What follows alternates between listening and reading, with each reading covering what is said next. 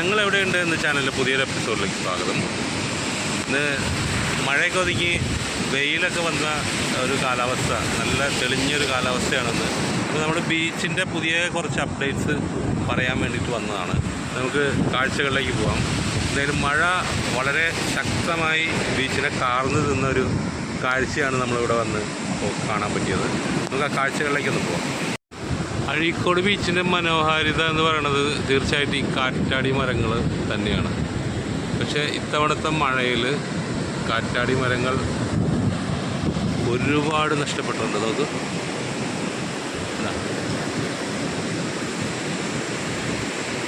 ഇതെല്ലാം കടപുഴകി താഴെ പോയിട്ടുണ്ട്. ഇതിപ്പോൾ ഇന്നോ നാളായിട്ട് വീഴും. എന്തോ ഒരു ചെറിയൊരു ബലത്തിലിങ്ങനെ നിൽക്കണമെന്നുള്ളൂ. അവിടെ എല്ലാം കണ്ട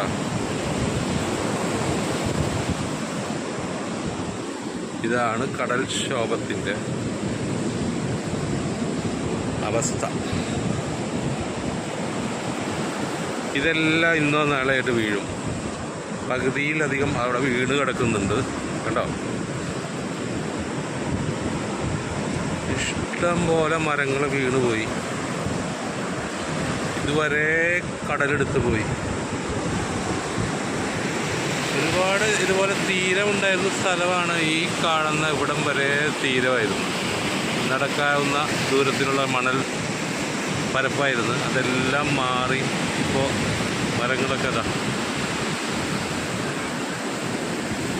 വീണുകൊണ്ടിരിക്കുന്നു.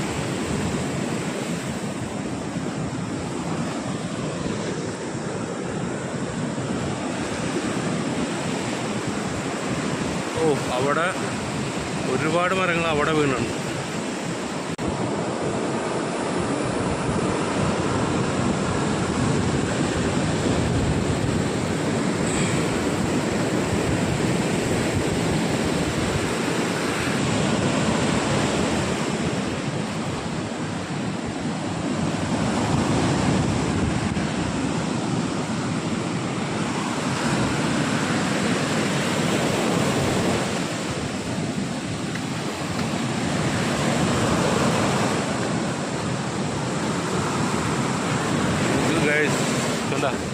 ഇതുവരെ വെള്ളം വരുന്നുണ്ട്. ഇപ്പോഴും കടൽ ശാന്തമായിട്ടില്ല എന്നാണ് പറയുന്നത്. കേട്ടോ, ഇത്ര വലിയ മരങ്ങളാണ് വീണെടുക്കുന്നത്. നോക്കുന്ന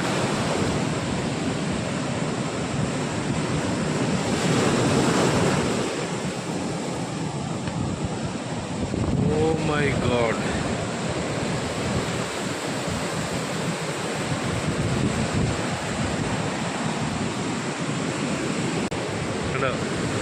നമ്മളൊക്കെ ഒരുപാട് തവണ വന്ന് നിന്ന തണൽ കൊണ്ട മരങ്ങളാണ് ഗൈസ് ഈ വീണ് കിടക്കുന്നതെല്ലാം. ഒരുപാട് സങ്കടമുണ്ട് കാണുമ്പോൾ. പക്ഷേ എന്നാ പറയാനാ, പ്രകൃതിയുടെ ഓരോ തീരുമാനങ്ങൾക്ക് നമ്മൾ സങ്കടപ്പെട്ടിട്ട് യാതൊരു കാര്യമില്ല. കണ്ടോ, ഇതുവരെ മണൽപ്പരപ്പിൽ തലയുയർത്തി നിന്നിരുന്ന പൈൻ മരങ്ങളാണ് പലതും ഈ വീട് കിടക്കുന്നത്. ഇതൊക്കെ എപ്പോഴെങ്കിലൊക്കെ ശരിയായി വരുമായിരിക്കും. ഇവിടെ അവിടെ വരെ വെള്ളം കയറുന്നുണ്ട്. കടലിപ്പോഴും മനോഹരിയായി ഒഴുകിക്കൊണ്ടിരിക്കുന്നു അല്ലേ. തിരയൊക്കെ അടിച്ച് കയറുന്നുണ്ട്. ഞാനും അനീഷ് ബ്രോ ഉണ്ട് കൂടെ. ഇത് കണ്ട് ഭയങ്കര സങ്കടമായിപ്പോയി അല്ലേ. എന്താ പറയാനുള്ളത് ഇതിനെപ്പറ്റി? എന്താ, വളരെ ദയനീയമായ ഒരവസ്ഥയാണ്. ആൾക്കാർ വളരെ വിശ്രമവേളകളിൽ ഇതുവഴി ധാരാളം ഏരിയയിൽ നടന്നു പോയിരുന്ന സ്ഥലമാണ്. പക്ഷേ ഇത് എന്താണ്, ഇത് ഇങ്ങനെ ഒരു മഴക്കെടുതിയാണോ പ്രകൃതിക്ഷോഭമാണോ? എല്ലാം ഒരു വലിയ കഴിഞ്ഞ വർഷങ്ങളൊന്നും ഇത്രയും ദുരന്തം ഉണ്ടായിട്ടില്ല. അല്ല, ഇവിടെ ആൾക്കാരും അങ്ങനെ പറയുന്നുണ്ട്, ഉണ്ടായിട്ടില്ല. ഈ വർഷത്തെ മഴ എന്തായാലും തകർത്തു. അതിന് ഇപ്പം നമ്മളിപ്പോൾ ആല, കോട്ടയം അല്ലെങ്കിൽ കണ്ണൂർ, കോഴിക്കോട് ഇവിടെയൊക്കെ പെയ്യുന്ന മഴയുടെ ഇതെല്ലാം ഈ കടലിലേക്കല്ലേ ഒഴുകി വരുന്നത്. അതിൻ്റെ പ്രഭാവം എന്തായാലും ഇവിടെ അലയടിക്കും അല്ലേ. അത് തന്നെയാണ് കാരണം. അവിടുത്തെ ആ ഒരു വലിയ ദോഷകരമായ അവസ്ഥ ഏറ്റവും കൂടുതൽ ഇപ്പോൾ ഇവിടെ വന്ന് ഭവിക്കുന്നുണ്ട്. ഇവിടെ നിന്ന് ഇങ്ങോട്ട് ഇങ്ങനെ ഒഴുകി പരന്ന് കിടക്കുന്ന ഒരു മണൽപ്പരപ്പായിരുന്നു അല്ലേ. ഒരു ഇത് നഷ്ടപ്പെട്ടു. ആ ഒരു ഒരു എന്താ പറയുക, യൂണിറ്റി എല്ലാം അവിടെ സിക്സാക്ക് മോഡലിലാണ് അവിടെയൊക്കെ വീണ് കിടക്കുന്നത്. കേട്ടോ, ഇതൊക്കെ ഇനി പതുക്കെ ശരിയായി വരുമായിരിക്കും. അത് അങ്ങനെ ഒരു തിരിച്ച് ഒരു വരവ് അങ്ങനെ ഉണ്ടാകുമെന്ന് തോന്നുന്നില്ല. കാരണം ഇപ്പോൾ ഇത്രയും തോളം കയറി നിൽക്കുന്നൊരവസ്ഥയിൽ ഇനി അങ്ങോട്ട് പുറകോട്ട് വരികാനായിട്ടൊരു സാഹചര്യം വളരെ കുറവാണ്. ഇനിയിപ്പോൾ ഇതും ഇപ്പോൾ നമ്മളീ നിൽക്കുന്ന സ്ഥലമുണ്ടല്ലോ, ഇതിൻ്റെയൊക്കെ വളരെ ഇടിഞ്ഞ് വല്ലാത്ത അവസ്ഥയിലാണ് നിൽക്കുന്നത്. നിൽക്കാൻ പോലും പറ്റില്ലാത്തൊരവസ്ഥയാണ്. വരും ദിവസങ്ങളിൽ മഴ ശക്തമായി കഴിഞ്ഞാൽ അടുത്ത സമയങ്ങളിൽ മഴയുടെ കാഠിന്യം കൂടും എന്നുള്ളതാണ്, കുറയാനായിട്ട് സാധ്യതയില്ല. അപ്പോൾ ഇന്ന് ഈ കണ്ടത് ചിലപ്പോൾ നാളെ ഇത് കാണാൻ പറ്റുമെന്ന് തന്നെ സംശയമായിരിക്കും. ഈ അവസ്ഥ എങ്ങനെയായി തീരുമെന്നുള്ളത് അറിയില്ല. ഇന്നെന്തുകൊണ്ടോ കുറച്ച് ശാന്തമായിട്ടുണ്ട്. കുറച്ച് മഴയൊക്കെ മാറിയുള്ള വെയിലിൻ്റെ ഒരു ഇത് ഉണ്ട്. ഇതിപ്പോൾ അവിടെ ഇത് ലൈഫ് ഗാർഡ്സ് ആണോ? അത് അവിടെ കുളിക്കാൻ വന്നായിരിക്കും അല്ലേ? ഒരുപാട് ആൾക്കാർ വരുന്നുണ്ട് പല നാടുകളിൽ നിന്ന്. സന്ദർശകരൊക്കെ പതുക്കെ എത്തി തുടങ്ങിയിട്ടുണ്ട്. ബീച്ച് ഇപ്പം ഇന്ന് ഇപ്പോൾ ടോർച്ച് കണ്ടുകൊണ്ട് ചിലപ്പോൾ ബീച്ച് തുറക്കുമായിരിക്കും അല്ലേ? നമ്മൾ ആ ഭാഗത്തേക്ക് ഒന്ന് പോയി നോക്കേണ്ടതായിട്ടുണ്ട്. എന്തായാലും അപ്പുറത്തെ കാഴ്ചകൾ എന്താണെന്നൊക്കെ നോക്കട്ടെ. ഓക്കെ, നമുക്ക് ഇതിനെപ്പറ്റി ആധികാരികമായി സംസാരിക്കാൻ അറിയുന്ന നമുക്ക് കുറച്ച് ലോക്കൽ ചേട്ടന്മാരെ കിട്ടിയിട്ടുണ്ട്. ഇവിടെ അടുത്ത് തന്നെയുള്ള ആൾക്കാരാണ്. നമുക്ക് അവരോട് ചോദിച്ചു നോക്കാം. എൻ്റെ പേരെന്തായിരുന്നു? റാഫി. ആ ആ ചേട്ടൻ്റെ ബഷീർ. സിദ്ദീഖ്. ആ. ഓക്കെ, എൻ്റെ പേര് നിയാസ്. ഇത് അനീഷ്. ഓക്കെ, അപ്പൊ ഇത് എല്ലാ കൊല്ലം ഇങ്ങനെ ഉണ്ടാവാറുണ്ടോ? എല്ലാ വർഷവും അങ്ങനെയൊക്കെ തന്നെയാണ്. കാരണം വെച്ചിട്ടുണ്ടെങ്കിൽ അതിപ്പോ കടലിൽ കൂടുതലനുസരിച്ച് ഇപ്പൊ കടലിൽ ശരിക്കും പറഞ്ഞെങ്കിൽ മഴ തുടങ്ങിയിട്ടില്ലല്ലോ. അതെ, തുടങ്ങി വരുന്നുള്ളൂ. തുടങ്ങി കഴിഞ്ഞാൽ ചിലപ്പോ ഇവിടെ നിന്ന് അങ്ങോട്ട് കവർ ചെയ്തിട്ട് ഇവിടെ നിന്ന് അങ്ങാട് അത്രയും പോയില്ലേലും ഇത്രയും പോകുന്ന സംഭവങ്ങളൊക്കെ കടന്നു വീഴും അല്ലേ? തുടർന്ന് ഇതിലധികം അപ്പുറത്തുണ്ടായതും പോയി. ശരിക്കും പോയി. ഒരെണ്ണം പോയാല് ആ ഒരെണ്ണത്തിന്റെ വശത്ത് വേറെ തൈ വെച്ചോളണമെന്നാണ് ചൂള. അതാണ് അതിന്റെ വകുപ്പ്. എന്നാൽ അടുത്ത വർഷത്തേക്ക് ഈ സാധനം പൊടിച്ചു വരുള്ളൂ. അതായത് മറ്റുള്ള മരങ്ങൾക്ക് അത് സേഫ്റ്റി ആവണമെങ്കിൽ ഇത് വെക്കണം. ഒന്ന് ഇത് പിന്നെ കണ്ടൽക്കാട്, ഇടവനക്കാട്, വാങ്ങളൊക്കെ കണ്ടൽക്കാടാണ്. മണ്ണിനെ തടഞ്ഞെടുത്താനൊക്കെ സംഭവം. അപ്പൊ ഇപ്പൊ നേരായി പറഞ്ഞ ഈ മഴയൊക്കെ മാറി, മഴക്കെടുതിയൊക്കെ മാറി കണക്കാണ്. ഇതിങ്ങനെ തന്നെ കടലിനെ ഇറക്കും, മണ്ണിനെ കയറ്റും. മണ്ണിനെ കയറ്റി കഴിഞ്ഞിട്ടുണ്ടെങ്കിൽ ഈ ചുളമരത്തിന് സേഫ്റ്റിയാണ്. മറ്റുള്ള താമസിക്കുന്ന ആളുകൾക്ക് ഒരു സേഫ്റ്റിയാണ്. മണ്ണിനെ കൊണ്ടുവന്ന് കയറ്റും, മണ്ണിനെ കയറ്റും, കടലിനെ കൊണ്ട് കയറ്റും. കടലിനെ കൊണ്ട് കയറ്റുന്നല്ലേ? ഓ, അത് ഓട്ടോമാറ്റിക് ആയിട്ട് വരുന്ന ഒരു പ്രതിഭാസമാണല്ലേ? മണ്ണൊന്ന് വീഴും.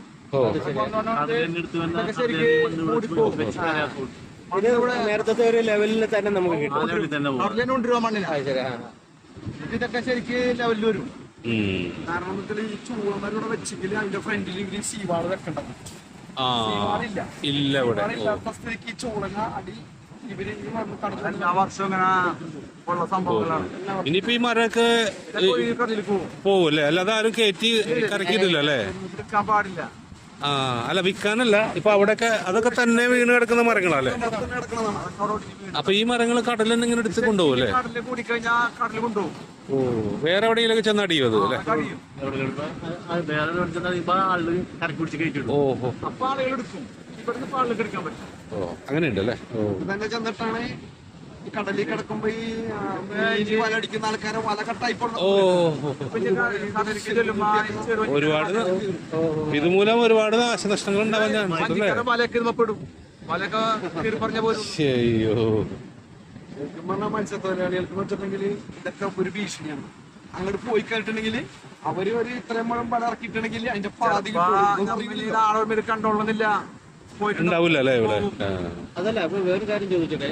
ഈ സമയങ്ങളിൽ ഇനിയിപ്പോ ഈ അടുത്ത കാലങ്ങളിൽ മത്സ്യം കിട്ടാനായിട്ട് ബുദ്ധിമുട്ടായിട്ട് വരുമോ? അതിപ്പോ 10 ട്രോളിങ് നിരോധനമാണ്. ബോട്ടുകളൊന്നും പോകില്ല. ബോട്ടൊക്കെ പോകും. പക്ഷെ വള്ളക്കാര് മത്സ്യക്കാർ പോകും. അത് വലിയ ദൂരമല്ല. ഇപ്പൊ കടലിൽ കൂടുതൽ കുറേ അനുസരിച്ചാണ് അവർ പോകും. ഓണത്തിനും പോകില്ല. അത് ശരിയാണ്. കടലിൽ കൂടിക്കഴിഞ്ഞാൽ അവർക്കും പോകാൻ പറ്റില്ല. ഒറ്റ കയറാൻ പറ്റില്ല. ജാശി കയറാൻ പറ്റില്ല. ഇത് ഒരു വാർത്തയിൽ കണ്ടിരുന്നു. കൊല്ലം ഭാഗത്തേക്ക് മത്സ്യം കണ്ടെയ്നറിൽ അത് ശരിയാ. അത് സംഭവമില്ല. ആൾക്കാരെ തെറ്റിദ്ധാരണ ഉണ്ടാക്കിയ ഭീതിപ്പെടുത്തുക എന്നുള്ളതാണ് മാധ്യമക്കാരൊക്കെ തിരുത്തിയവര്. അത് ശരി. അല്ല, മറ്റുള്ളവരെ ഭയപ്പെടുത്താനായിട്ടുള്ള ഒരു സംഭവമാണ് വാർത്താമാധ്യമങ്ങള് ഏറ്റവും കൂടുതൽ ഉണ്ടാക്കിയെടുക്കുന്നത്. പിന്നെ ഈ സാധനങ്ങൾ ആളുകൾ വന്ന് കരക്കലടിമ ആളുകൾ കൊണ്ടോണ്ടാന്ന് വെച്ചാണല്ലോ പേടിപ്പിച്ചണക്കാണ്. ആളുകൾ കൊണ്ടുപോകും, വെട്ടിപ്പൊളിച്ചൊക്കെ അതിൻ്റെ ഉള്ളിലൊക്കെ എടുക്കും ആളുകള്. അപ്പൊ ആളുകളൊന്ന് പേടിപ്പിച്ച് ഇതിന്റെ ഉള്ളിൽ ആശ്വാസം 2 ദിവസം ഇതുവരെ കടലിൽ ഇതെന്നല്ല ഒരു 2 മണി വരെ വെള്ളം അപ്പൊ ഞങ്ങൾ അത് കഴിഞ്ഞിട്ടുണ്ടെങ്കിൽ ഒരു ടൈം കഴിഞ്ഞാൽ ഇറക്കം വരുമ്പോൾ പതിപ്പ് വരും. കടലിലെ കുറച്ചുകൂടി ബാക്ക്. അപ്പൊ ഇത് കുറച്ചു കാലം കൂടി കഴിഞ്ഞിട്ടുണ്ടെങ്കിൽ ഇതിന് വർഷങ്ങൾ വേനലോട് അടുപ്പിച്ച് വരുമ്പോ കരഭാഗം അവിടെ വരെ ഇറങ്ങി കിട്ടും. കുറച്ചങ്ങോട്ട് പോകും കര. അത് ഇതെല്ലാ വർഷവും വ്യത്യാസങ്ങളൊന്നും. പക്ഷെ വേറെ കാര്യമുണ്ട്, ഏത് നാട്ടുകാരും ഇതുമായിട്ട് അങ്ങ് പൊരുത്തപ്പെട്ടാൽ അവർക്ക് നമ്മൾക്കിത് കാണുമ്പോ ഒരുപാട് സംശയങ്ങളും ചോദ്യങ്ങളൊക്കെ മനസ്സിലേക്ക് വരുന്നുണ്ട്.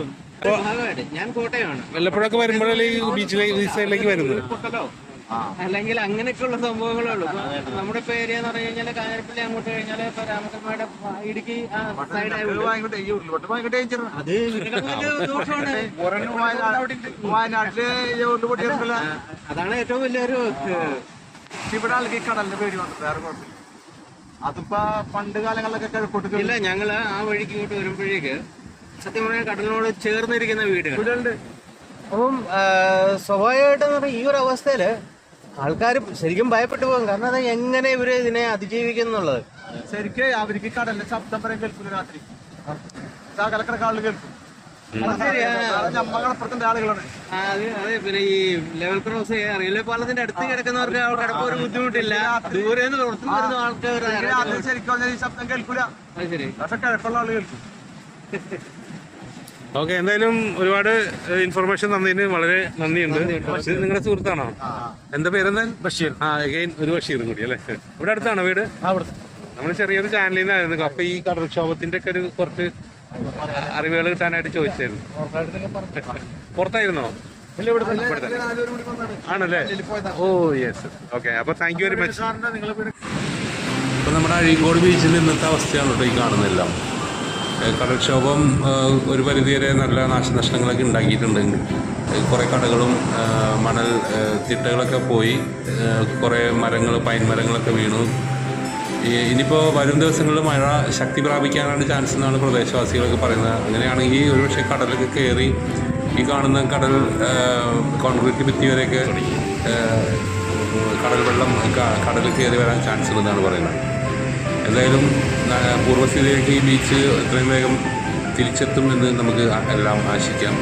എന്തായാലും ഞങ്ങളിവിടെയുണ്ട് എന്ന ചാനലിനെ സപ്പോർട്ട് ചെയ്യുന്ന എല്ലാവർക്കും വളരെ നന്ദിയുണ്ട്. അടുത്ത വീഡിയോയുമായി ഉടനെ എത്തുന്നതാണ്. നമസ്കാരം.